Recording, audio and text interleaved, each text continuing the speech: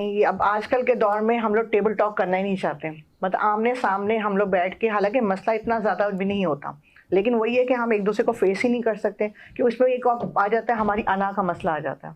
क्योंकि एक तो हमारा माशरा वही वाली बात है, मर्द का माशरा है, औरत को हमेशा नीचे। अब जैसे डॉक्टर साहब ने बात की, साइकियाट्रिस्ट की बात करी कि इसको ही मतलब एक ये बात ही अलग है कि हम साइकोलॉजिकल कैसे जाएं। मतलब पॉइंट ही एक ऐसा है कि हम मतलब वो तो हम समझते हैं कि बहुत ज़्यादा सोसाइटी जो है वो एक्सेप्ट नहीं करती है इस इवन चीज़ ये को। कि हम खुद नहीं करते। डॉक्टर साहब अगर अपनी अज़वाजी ज़िंदगी को देखूं तो मैं जॉइंट फैमिली में रही हूँ, और अभी कुछ अर्सा पहले ही हम लोग अलग हुए हैं। वो भी जाहिर बात है कुछ जगह की कमी की वजह से, लेकिन जो रिश्ता, हर रिश्ता आपके लिए अहम है। बेशक आपके ससुराल का रिश्ता हो या आपके मतलब बच्चे के ददियाल का या बच्चे के ननियाल का, दोनों रिश्ते अहम हैं। और सबसे बड़ी बात है कि आजकल के माँ बाप जो हैं, सबसे मैं कहूँगी कि उनको ही चाहिए कि अपने दादा दादी, नाना नानी, हर रिश्ते की वो पहचान कराएं। और लेकिन हम लोग अपने बच्चों को सोशल मीडिया या दूसरे नेटवर्किंग में इतना बिजी मसरूफ़ कर दिया है कि बच्चे इन सब रिश्तों से अलग हो गए। तो ये बहुत सबसे अहमियत है कि बच्चे को हर रिश्ते के बारे में अलग अलग मालूम हो। और दूसरी बात एक और चीज़ है, क्योंकि अगर मैं अपने पॉइंट ऑफ व्यू से देखूँ तो खाला हो या फुप्पो, दोनों का रिश्ता बराबर है।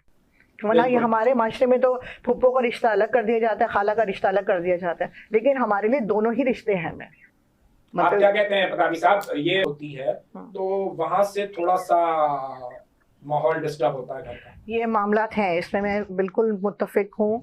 बात सारी ये, लेकिन इसमें भी कसूर जो है थोड़ा सा ये है कि हमारा जो सोशल मीडिया है, हमारा जो कल्चर डेवलप हो रहा है, सबसे ज़्यादा हम ब्रांड की तरफ जा रहे हैं। अगर आप ये देखें कुछ सालों में जो ब्रांड शुरू हो गए हैं, हर चीज़ ब्रांड, हर चीज़ ब्रांड, कि भाई कपड़ा हो, जूता हो, हर चीज़ आप उसको ब्रांड के ऊपर ले आए। और जब ब्रांड की बात होती है तो एक जो नॉर्मल कमाने वाला बंदा है, आजकल के जो हालात चल रहे हैं, वो अपना खाना पीना ही मुकम्मल कर ले, वही काफ़ी है, बच्चों की तालीम को मुकम्मल कर ले। अब इसमें ये है कि ज़ाहिर बात सबसे ज़्यादा कॉम्प्रोमाइज़ औरत को करना पड़ता है।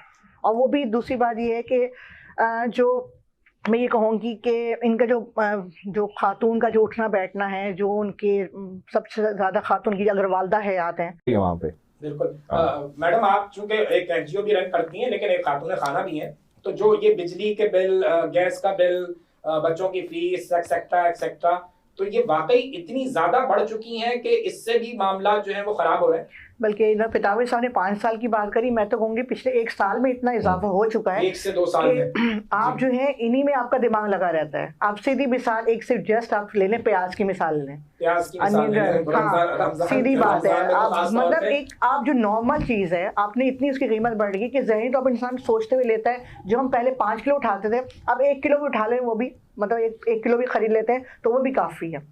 मतलब ये इतने हालात डिस्टर्ब हो चुके हैं कि, और सबने, हर बंदा अपनी इन चीज़ों में है कि हम अपना खर्चा कैसे पूरा करेंगे, बच्चों की फीसें कैसे देंगे, पेट्रोल बढ़ता है, साथ साथ आपके जो ट्रांसपोर्ट है उसकी फ़ीस बढ़ जाती है, स्कूल की फ़ीस तो आप तो उसको तो छोड़ ही देना, जो मामला हैं, बुक्स हैं, स्टेशनरी है, फिर आगे आप जो दूसरे जो घर की ग्रॉसरी है, तो किस किस चीज़ को आप मैनेज करें। और बिजली का बिल अभी जो हालिया जो गैस के हालात हुए हैं कि एक यूनिट ऊपर जाएगा तो 6000 4000 अलग से जो लग के आ रहे हैं बिल।